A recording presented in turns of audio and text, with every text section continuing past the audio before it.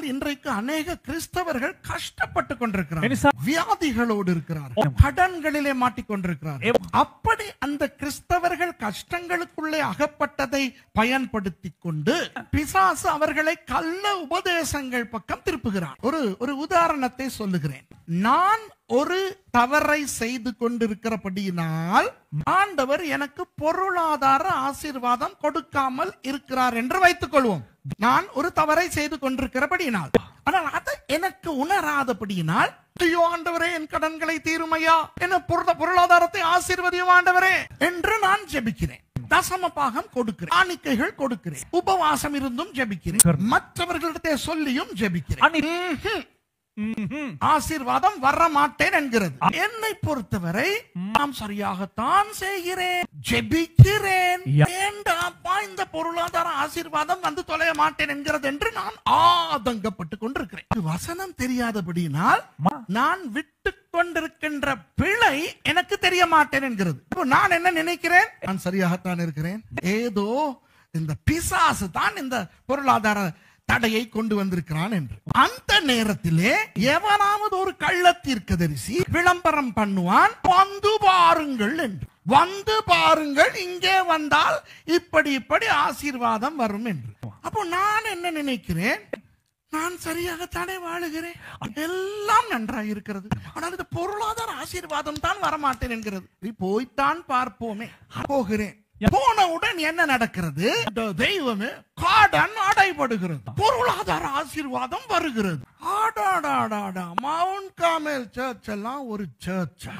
நானும் அங்கே வருட கணக்காய் போகிறேன், ஒழுங்காய் நான் தசம பாகம் காணிக்கை கொடுக்கிறேன்.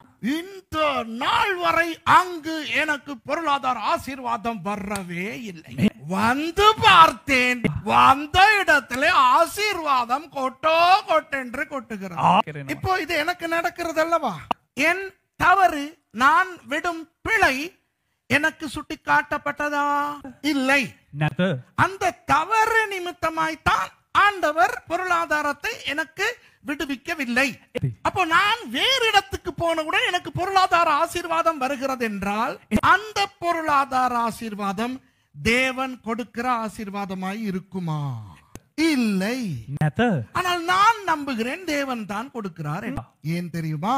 அங்கு வாய் நிறைய இயேசு என்று தான் சொல்லுகிறார்கள். வாயை திறந்தால் ஹல்லேலூயா என்கிறார்கள். இயேசுவின் நாமம், இதே வேதாகமம்.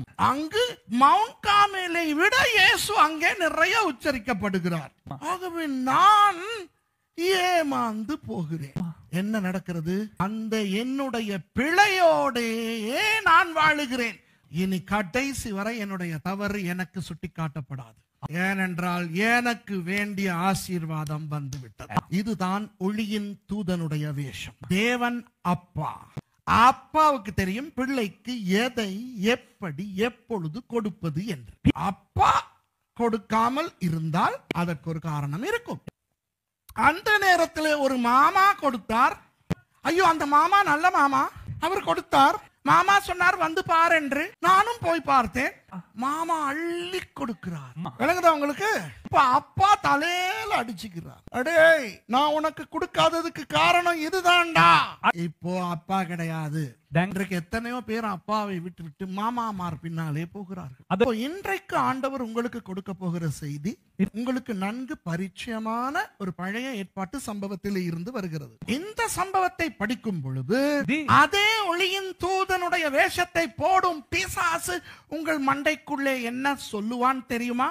அது பழைய ஏற்பாடு, உங்கள் புதிய ஏற்பாடு, எங்களுக்கு அதெல்லாம் கிடையாது என்று சொல்லுவான். ஆனால் தேவன் நேற்றும் இன்றும் என்றும் மாறாதவர். නමුත් දෙවියන් වහන්සේ එදත් අදත් හෙටත් නොවෙනස් වෙන. நாம் பழைய ஏற்பாட்டுக்குரியவர்கள் அல்ல, நாம் இஸ்ரவேலர்கள் யூதர்கள் அல்ல, அதுவும் உண்மை. ஆனால் நாம் ஆவிக்குரிய இஸ்ரவேலர்கள் அல்லவா?